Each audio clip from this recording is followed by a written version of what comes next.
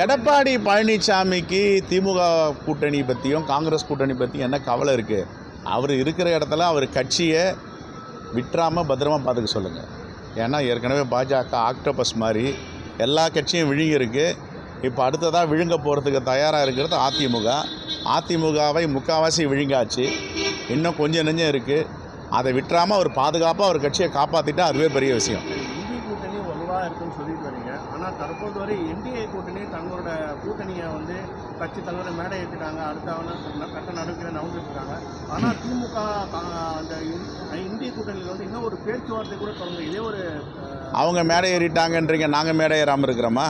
நேற்றுக்கு முதல் நாள் கூட காரல் மார்க்ஸ் சிலை திறப்பு விழாவில் இந்தியா கூட்டணி தலைவர்கள் அனைவரும் கை கொடுத்துருந்தோம். எங்கே மேடை ஏறாமல் இருக்கோம்? இப்போ வருகின்ற 12ஆம் தேதி போராட்டம் நடத்த இருக்கிறோம். எல்லோரும் கை கொடுத்து போராட்டம் செய்ய போகிறோம். யாருக்கு எதிராக? பாஜகவுடைய ஒன்றிய ஆட்சிக்கு எதிராக. நாங்கள் எங்கே கை கோக்காமல் இருக்கோம்? நாங்கள் எங்கே ஒன்றா இருக்கோம்? எல்லாம் ஒற்றுமையாக இருக்கும். மக்கள் பிரச்சனைக்காக போராடுறோம். ஒன்றிய அரசு எதிர்த்து போராடிட்டு இருக்கோம். அதுமாரி பேசவே இல்லையே.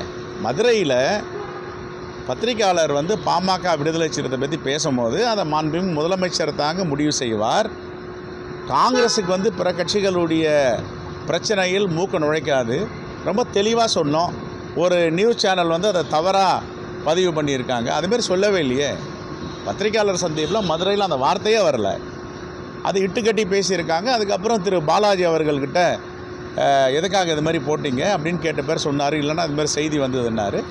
அதுமாரி எந்த காரணத்தையும் கூட்டணியை பற்றி பேசலை. கூட்டணின்னா மாண்பு முதலமைச்சர் முடிவெடுப்பார். அவர் தான் தமிழ்நாட்டுக்கு தலைவராக இருக்காருன்னு சொன்னோம். அது தவறான செய்தியை புரிஞ்சுட்டு அவர் தவறாக போட்டிருக்கார். அதுக்கப்புறம் மறுப்பு போட்டிருக்கார்.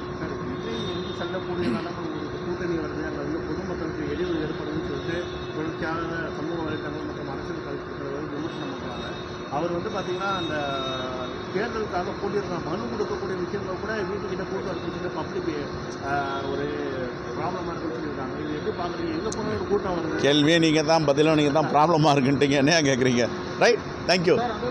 நாடாளுமன்ற கூட்டத்தொடரில் ராகுல் காந்தி பேச விடாமல் தடுக்கிறாங்க, பாஜக தடுக்கிறாங்க அப்படின்னு சொல்லிட்டு திருமாவளவன் சொல்லியிருக்காரு. கரெக்ட், உண்மைதானே? அது ஒரு ஜனநாயகம் என்பதே நாடாளுமன்றத்தில் தான் பிறக்குது. நாடாளுமன்றம் தான் சட்டத்தை உருவாக்குது. அந்த நாடாளுமன்றத்தில் விவாதங்கள் நடைபெறுவதற்கு அனுமதிக்கணும். அவருடைய கருத்தை கட்சி கருத்தை சொல்லணும். நாட்டு நடப்பை பற்றி பேசுகிறது நாடாளுமன்றம். பேசவே விடமாட்டேன்னு சொல்கிறது ஜனநாயகமாக? அது சர்வதிகாரம். சர்வதிகாரமான முறையில் நாடாளுமன்றத்தை பாஜக நடத்துகிறது. அதுக்காக தான் பேரவைத் தலைவர் மேலே நம்பிக்கையில்லா தீர்மானம் கொடுத்துருக்காங்க.